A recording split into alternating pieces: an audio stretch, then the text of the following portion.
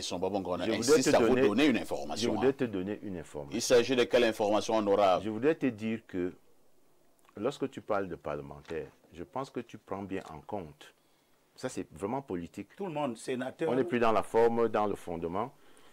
J'espère que tu prends en compte le fait que 3 députés à l'Assemblée nationale sont présents de leur parti et candidats à l'élection présidentielle.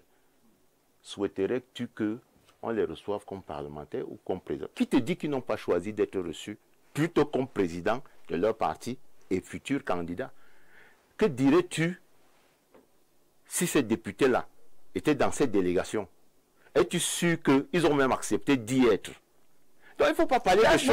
Répondre. Il ne faut pas parler de choses. Tu nous as informé. Je vous ai donné c'est une information que vous devez avoir. Ce n'est pas une hypothèse.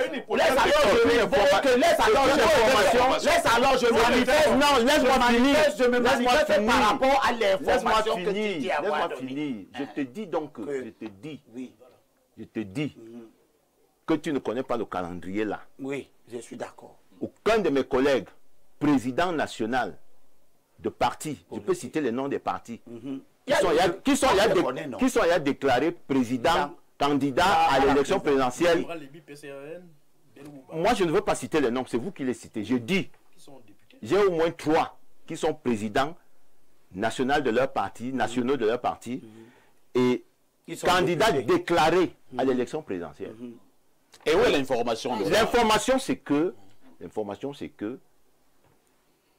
ils n'ont pas donné suite à l'invitation comme parlementaire. Donc c'est ça qui est politique. Hein? Non, c'est ça qui est politique. S'il vous plaît. Nous allons d'abord lire. S'il vous plaît. Non, on vous a compris, honorable. Nous allons d'abord lire quelques messages. Honorable, on vous a compris. On vous a compris. S'il vous plaît, un peu de discipline sur ce plateau. Elie Milobé, est-ce que vous permettez que je puisse encore lire les messages? Allons au 213. Nous allons du côté de l'Algérie. Bonjour le plateau et bon dimanche à tous. Mes abonnements de toutes les chaînes de films d'action, de comédie et de distraction. Bon, vraiment, je ne sais pas de quoi vous parlez. Hein. Nous voyons, il continue à dire, nous avons un panéliste qui dit qu'il ne faut pas marcher avec des politiciens qui ont travaillé avec le régime Biya. Et le même panéliste dit qu'il faut soutenir Akeremouna, qui a été un très grand proche du régime et avocat du président de la République. Un autre homme politique a dit qu'il ne peut pas faire alliance avec le président du MRC parce qu'il a travaillé dans le régime pendant 7 ans. Et le même homme politique est en train de négocier avec Bello Boba et qui a travaillé avec le régime pendant 30 ans. Vous ne trouvez pas que tous ces cirques politiques est largement suffisant pour ne plus payer des abonnements ailleurs? Mais coupe ton abonnement, qui te demande... Il dit qu'ici, il a tout en un. Bonjour à vous et à votre riche panel. S'il vous plaît. S'il vous plaît, demandez au communicant du RDPC, monsieur Ouenangini, où est monsieur le président Paul Biya lui-même? Nous sommes fatigués des hautes instructions. Le congrès du RDPC se tiendra quand? Mes amis jeunes militants à la base veulent aussi arriver au comité central. La base à travers Teller. Onana vous parle. C'est Emmanuel Nomo Mbala, militant il du commence changement. d'abord par se cultiver en politique. Vraiment. Monsieur Somba, Et qu'il lise les textes de son parti. est-ce que vous pouvez permettre également à ces téléspectateurs qui nous font confiance d'avoir leur avis? Parce que ces téléspectateurs vous subissent tous les dimanches. Monsieur Somba, c'est vraiment la grande saison de la démagogie avec vous sur ce plateau. Autre message, bonjour parfait ici, dit au professeur Ouenangini, qui a changé de veste, de respecter le temps de parole des autres. Il n'aime pas l'interférence, mais champion d'interférer quand les autres s'expriment. Il était même parmi les fondateurs du MRC. Aujourd'hui, il est de l'autre camp au pouvoir. C'est Prince qui envoie ce message. Nous allons au plus... Si tu vois le mal fuir.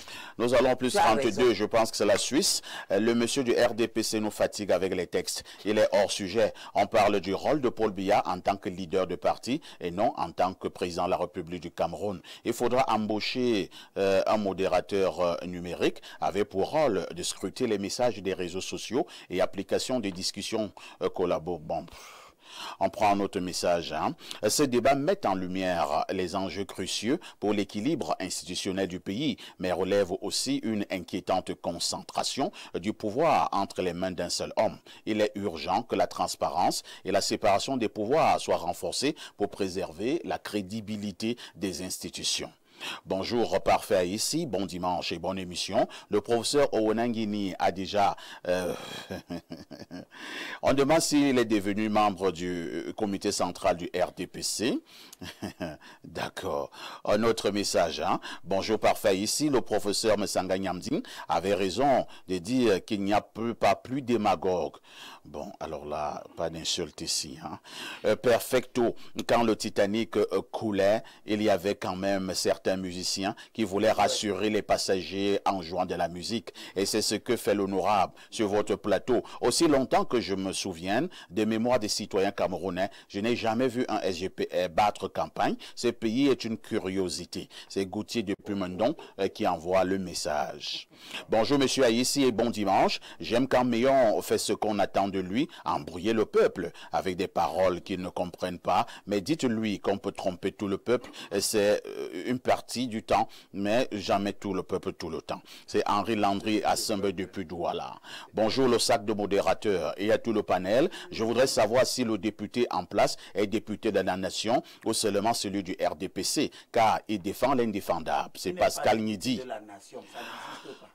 Autre message, bonjour le sac de modérateurs, très belle émission. La vraie question pour mardi, c'est de savoir si mardi, lors de la réception des délégations du centre et du littoral, nous verrons les hautes personnalités de ces régions. Il parle là de Laurent Esso et Yeba ici. Dans le sud, on a noté l'absence du DCC et du Minpostel. Le nord, le ministre Talba Mala, le Minepat et le Minfi délégués étaient absents. Cette réunion n'avait pas lieu de se tenir à la présidence. Le RDPC est un secrétaire général a un secrétaire général et une maison du parti bien connue. Le sac de modérateur, lis mon message s'il te plaît. Je pense que je l'ai fait. Bonjour et bon dimanche. La délégation du Sud a été reçue. Pourquoi le DCC n'y était pas? Elimbi Bello est relaxé pour tuer le MRC. Blériot, Paul Biya a les conseillers très fort. Le Nozo est passé quand?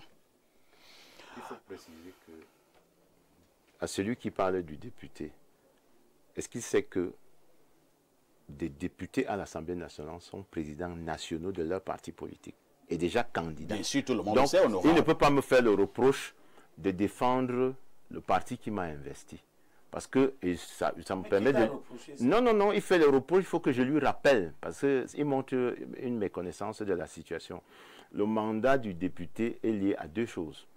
Le député représente la nation dans les missions qui concernent le vote des lois et le contrôle de l'action du gouvernement. Ça, c'est l'article 14, alinéa 2 de la Constitution. L'objet du mandat des députés porte sur deux choses. Légiférer, contrôler l'action du gouvernement. C'est pour ça que certains de mes collègues peuvent être présidents de leur parti politique, tenir des activités politiques, être même candidats à l'élection présidentielle sans que ça gêne l'exercice du mandat. Donc, ce que je fais là, cher ami, n'est pas incompatible avec mon mandat de député. Docteur David Eboutou, nous allons continuer. S'il vous plaît, Elémé Lobé, soyons posés.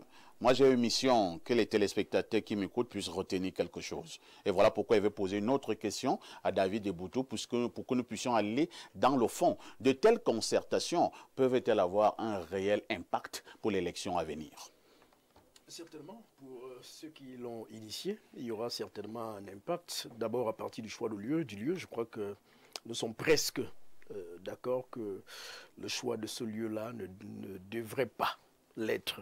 Parce que c'est le palais. Vous insistez, vous persistez. J'insiste là-dessus. Le reste relève de la gymnastique intellectuelle. À moins que celui qui habite le lieu soit déterminé à ne plus jamais le quitter. Ah voilà.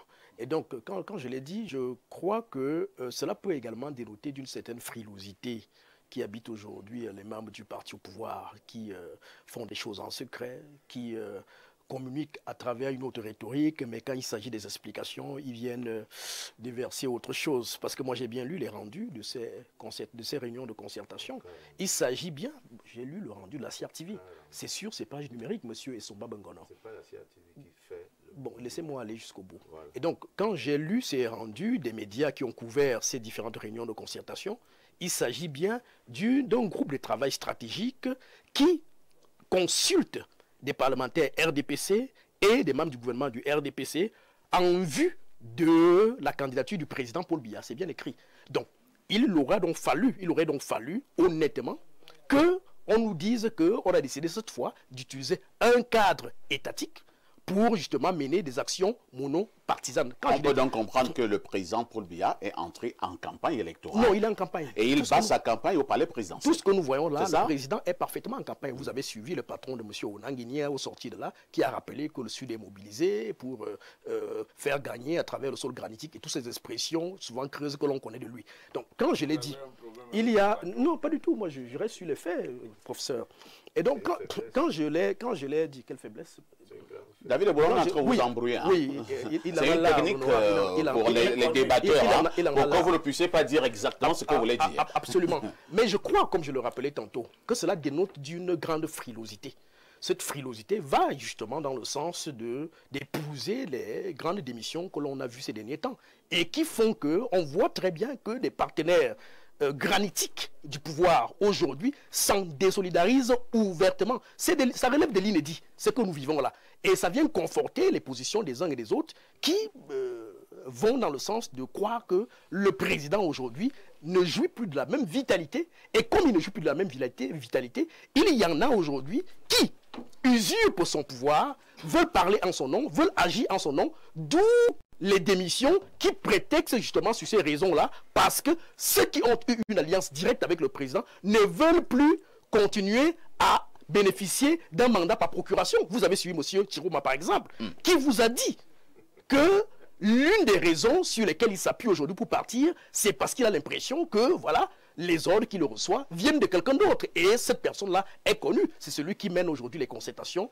que nous discutons aujourd'hui. Donc, impact, oui. Et je crois, et cela rejoint le propos en prologue que je disais tantôt, qu'il faut peut-être que le RDP sorte de ses piédestals.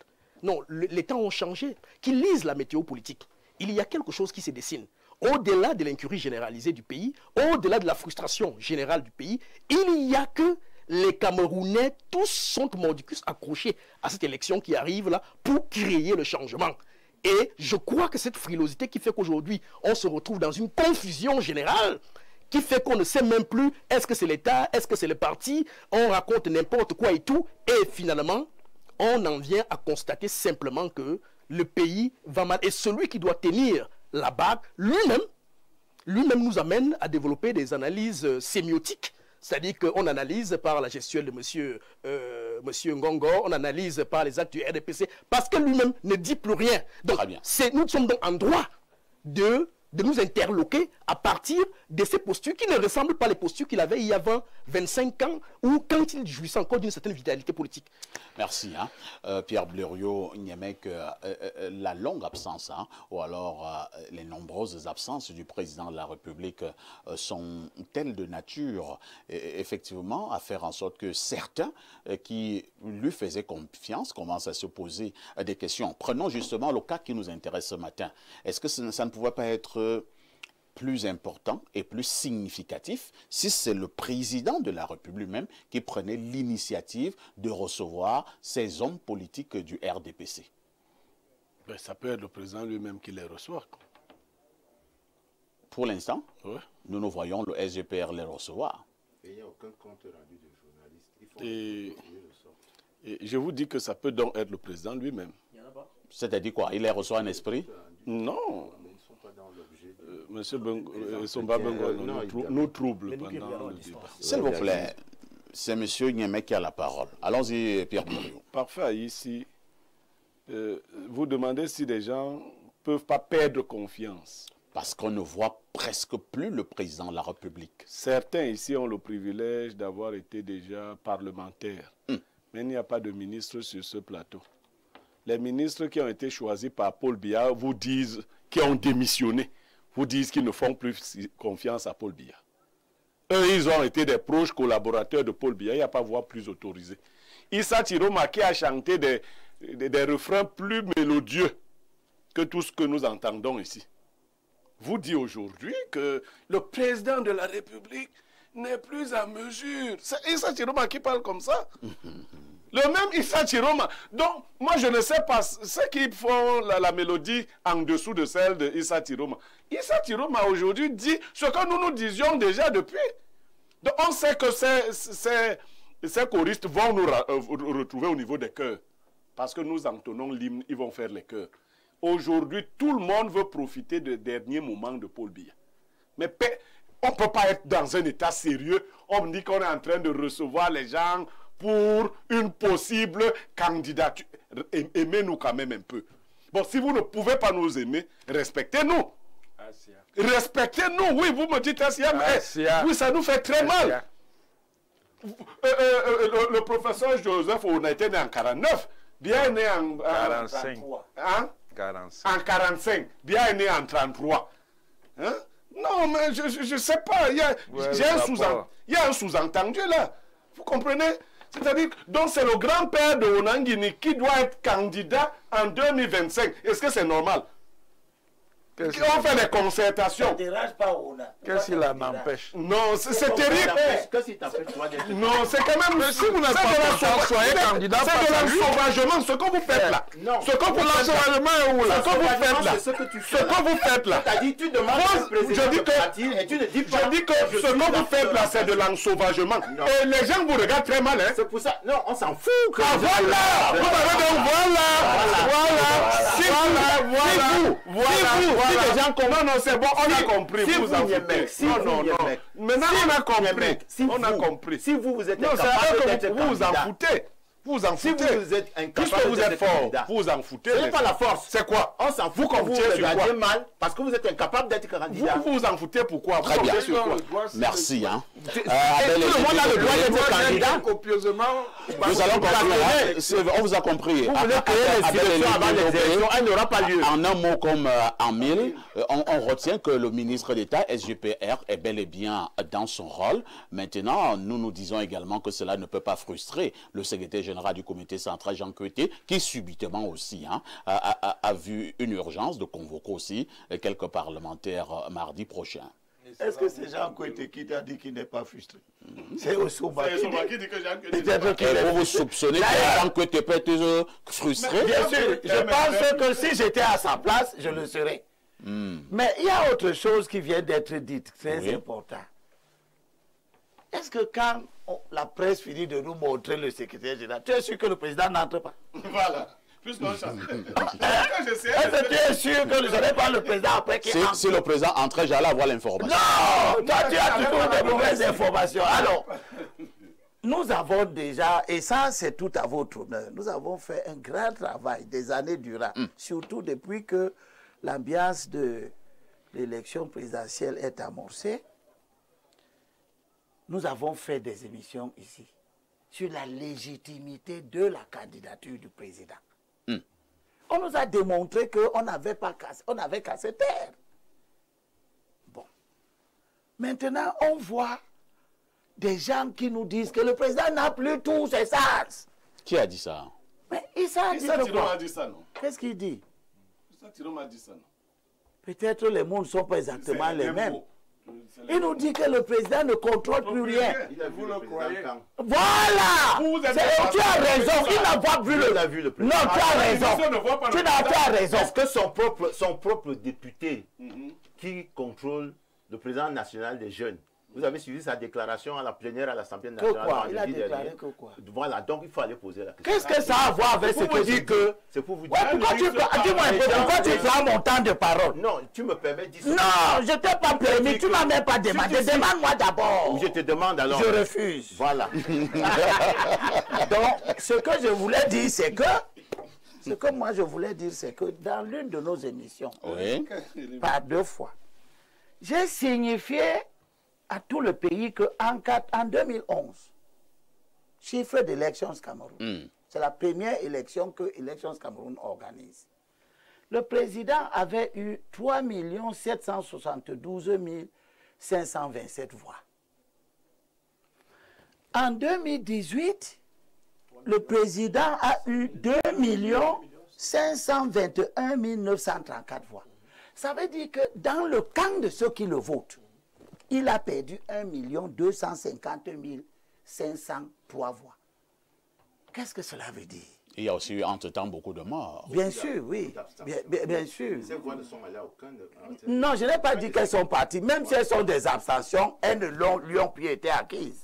Voilà, c'est ce que j'ai dit. Et je dis donc que, à l'intérieur du système, le président a connu 1 250 000 personnes qui ne sont plus pour lui. Qui se sont abstenus. Donc, d'où la question et la pertinence de la question que tu as posée à David. Est-ce qu'il y a une frilosité? Parce que si, à l'élection qui arrive, s'il perd à peu près la même chose, il va se retrouver à 1 271 000 voix environ.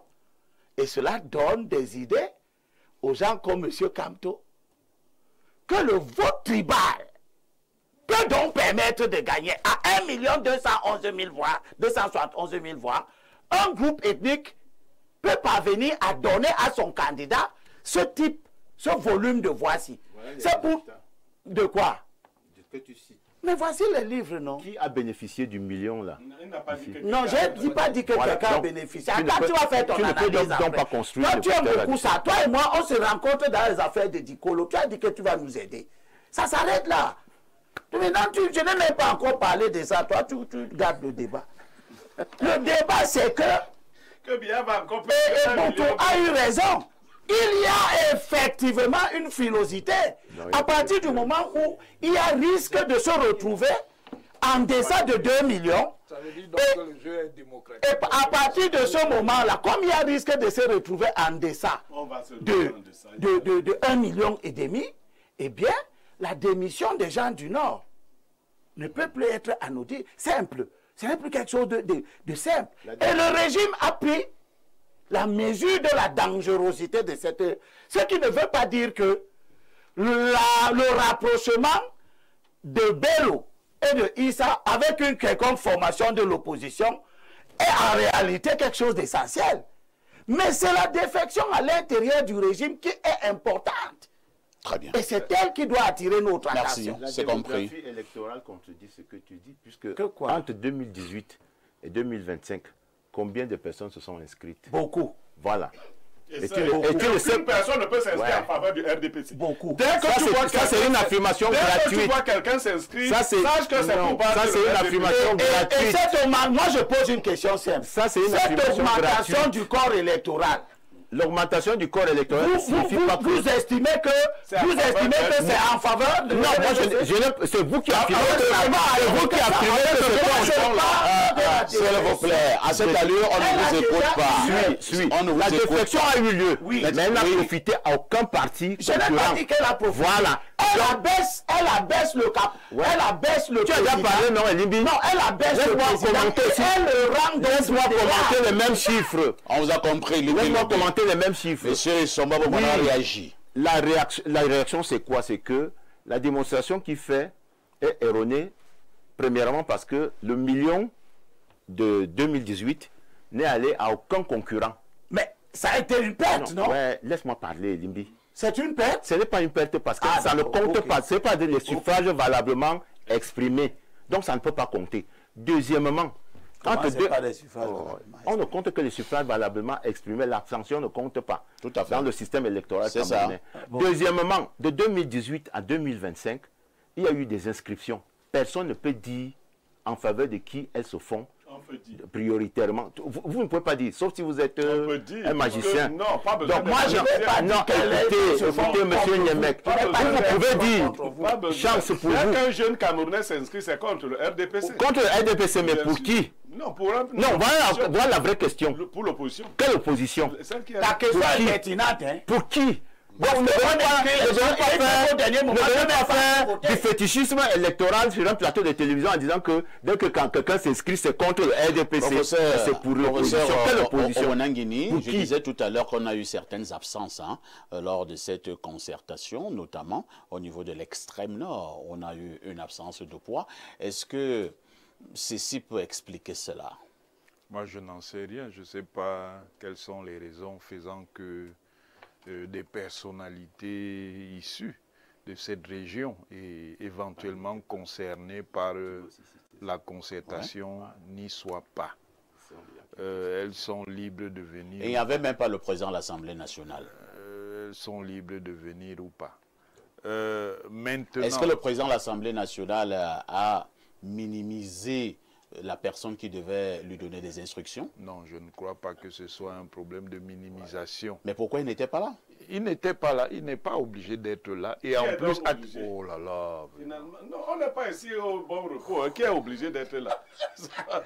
Monsieur Nyemek, oui, professeur. Rendez-vous en octobre 2025. Oui, nous y serons tous. Rendez-vous. Nous y serons tous. Donc, si nous y serons, vous y serez. Je dis rendez-vous en octobre 2025. Le rendez-vous d'avant n'aura pas lieu. Si nous y serons tous. Donc, le rendez-vous d'avant n'aura pas lieu. Je n'ai pas fini. En suivant le cours du débat, il y a un inconscient qui parle et qui dit la vérité. Vous ne pouvez pas dire que nous sommes dans un jeu qui serait définitivement assuré et puis en même temps vous dites que les gens sont frileux. Si les gens sont frileux, ça veut donc dire qu'il y a une dynamique compétitive et que le RDPC, même en ayant eu l'avantage, se rend compte que la dynamique compétitive peut lui créer des problèmes. Ça veut donc dire qu'il y a une vraie compétitivité démocratique. Et il n'y a donc pas un parti au-dessus de la compétitivité démocratique. Et comme tous les autres partis, le RDPC prépare l'élection. Et il tient compte des rapports de force, il tient compte de l'évolution de la situation politique. Merci. C'est ce qu'il fallait dire globalement concernant cette... S'il vous plaît, c'est ce qu'il fallait dire concernant la première partie de ce programme. Nous allons continuer à suivre de bien près ces concertations au sommet de l'État. Nous marquons une autre transition.